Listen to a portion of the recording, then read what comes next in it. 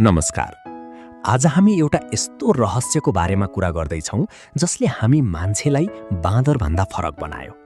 सोच्नुस् त, करिब 70,000 वर्ष पहिले हाम्रा पुर्खाहरू अफ्रिकाको एउटा कुनामा सामान्य जनावर जस्तै बसिरहेका थिए। हाम्रो खासै ठूलो अस्तित्व थिएन। तर अचानक यस्तो के भयो कि मान्छेले संसारका सबै जीवजन्तुलाई पछि पार्दै पृथ्वीको मालिक बन्यो? युवाल नोआ हरारीले आफ्नो किताब सेपियन्समा यसलाई एउटा रोचक नाम दिनुभएको छ, कग्निटिभ रेभोल्युसन, अर्थात् संज्ञानात्मक क्रान्ति। वास्तवमा त्यो समयमा हाम्रो दिमागमा एउटा सानो तर निकै शक्तिशाली बदलाव आयो। यसलाई नै द ट्री अफ नलेज भनिएको छ। हुन त त्यति बेला अरू प्रजातिका मान्छेहरू पनि थिए, जस्तै निएन्डरथल, जो हामीभन्दा बलिया र ठूला थिए। तर हामी अर्थात् होमोसेपियन्स मात्र किन अगाडि बढ्यौँ त? यसको सिधा उत्तर हो हाम्रो बोल्ने र सोच्ने तरिका। हामीले भाषा त प्रयोग गर्यौँ, तर त्यो भाषा अरू जनावरको भन्दा बिल्कुलै फरक थियो। एउटा बाँदरले बाघ आयो भनेर कराउन सक्छ, जसले गर्दा उसका साथीहरू रुखमा चढ्छन्। यो सूचना मात्र हो। तर सेपियन्सले भाषालाई अर्कै उचाइमा पुर्याए। हामीले बाघ कहाँ छ, ऊ कता जाँदैछ, कि हामीले उसलाई जालमा पार्न सक्छौँ जस्ता जटिल कुराहरू गर्न थाल्यौँ। अझ रोचक कुरा त के भने हामीले गफ गर्न सिक्यौँ। सुन्दा अचम्म लाग्ला, तर गफ गर्नु नै हाम्रो सफलताको पहिलो खुड्किलो थियो।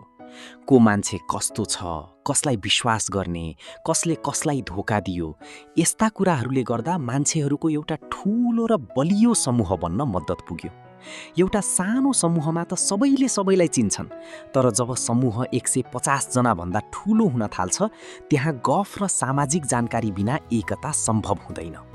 तर यो कथाको सबैभन्दा ठूलो मोड अझै बाँकी छ। मान्छेले देखिने कुराको बारेमा मात्र कुरा गरेन, हामीले नदेखिने वा कल्पना गरिएका कुराहरूको बारेमा पनि कुरा गर्न थाल्यौँ। यही नै द ट्री अफ नलेजको मुख्य फल थियो। मान्छेले कथा बुन्न सक्यो। भूत प्रेत, देवता, राष्ट्र, पैसा र मानव अधिकार, यी सबै हाम्रा सामूहिक कल्पनाका उपज हुन्। एउटा बाँदरलाई तपाईँले जतिसुकै सम्झाउनुहोस्, उसले आफ्नो केरा तपाईँलाई दिँदैन यदि तपाईँले उसलाई भन्नुभयो कि मरिसकेपछि स्वर्गमा तिमीले धेरै केरा पाउनेछौ। तर मान्छेले यस्ता काल्पनिक कुरामा विश्वास गर्यो। यही काल्पनिक वास्तविकता, इमेजिन रियालिटी का कारण हजारौं लाखौं मान्छेहरू एकसाथ मिलेर काम गर्न सफल भए। दुईजना नचिनेका मान्छेहरू एउटै देशको झण्डामुनि उभिएर ज्यान दिन तयार हुन्छन् वा एउटै धर्मको नाममा प्रार्थना गर्छन्। किनभने उनीहरू एउटै कथामा विश्वास गर्छन्। न त देश कतै देखिन्छ, न त कानुन कतै छाम्न सकिन्छ, तर हामी सबैले यसलाई मानिदिएको हुनाले नै आजको आधुनिक संसार सम्भव भएको हो।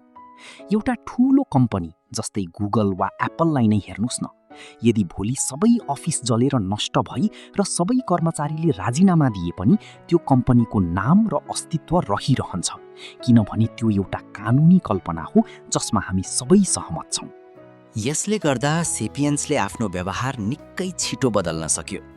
अरू जनावरलाई आफ्नो स्वभाव बदल्न लाखौं वर्षको विकासक्रम, इभोल्युसन चाहिन्छ। जस्तै कमिलाहरू करोडौं वर्षदेखि एउटै तरिकाले काम गरिरहेका छन्, तर मान्छेले कथा बदल्ने बित्तिकै आफ्नो समाजको संरचना नै बदलिदियो। सन् 1779 मा फ्रान्सका मान्छेहरूले राजाको शासन भन्ने कथालाई छोडेर स्वतन्त्रता र समानता भन्ने नयाँ कथा अँगाले। यसका लागि उनीहरूको डिएनए बदल्न परेन, मात्र उनीहरूको विश्वास बदलियो।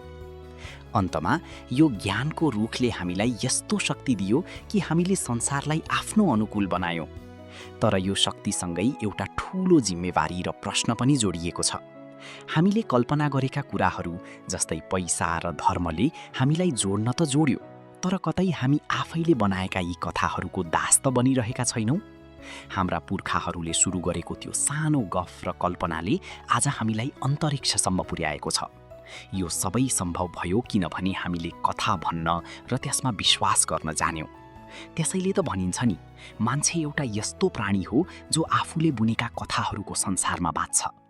अर्को पटक जब तपाईँ कुनै नोट, पैसा समात्नुहुन्छ वा आफ्नो देशको राष्ट्रिय गान सुन्नुहुन्छ, सोच्नुहोस् त, यो सबै 70,000 वर्ष पहिले हाम्रो पुर्खाको दिमागमा पलाएको त्यही ज्ञानको रुखको एउटा सानो हाँगा मात्र हो। सेपियन्सको यो यात्रामा झन रोचक हुँदैछ, किनकि अब हामी गार्डन अफ इडनभित्र बसेर हाम्रो पुर्खाहरूको वास्तविक रहस्य खोतल्नेछौँ। अर्को chapter a day in the life of Adam and इभले तपाईँको सोचाइलाई नै बदल्नेछ। तयार रहनुहोला। धन्यवाद।